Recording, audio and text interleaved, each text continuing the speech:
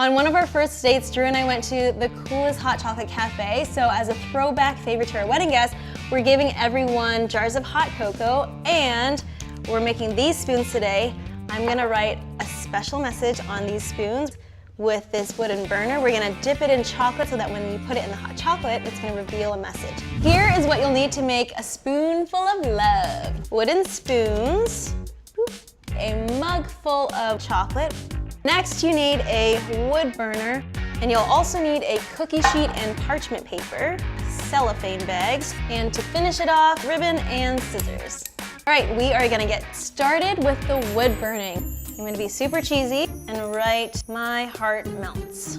I've chosen this tip because it's a little thinner and it's kind of like writing with a pen.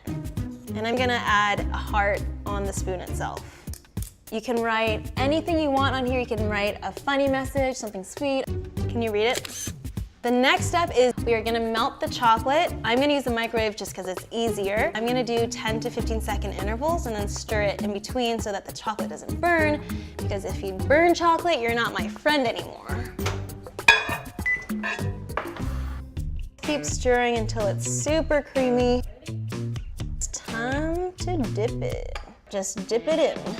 As long as you make sure the message is covered, it doesn't have to look perfect, and the more chocolate you have on it, the better, because more chocolate's always better. And then just carefully place it onto the parchment paper. I'm gonna write the second one and dip that one as well, and then we're gonna put them both in the freezer for about an hour, and then once we take it out, we'll wrap it up.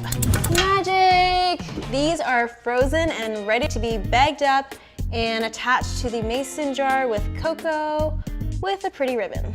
You can find these spoons at any store or online. I'm using an adhesive ribbon. You can use any colored chocolate. I went with white since it's for a wedding. And there we have it, a spoonful of love.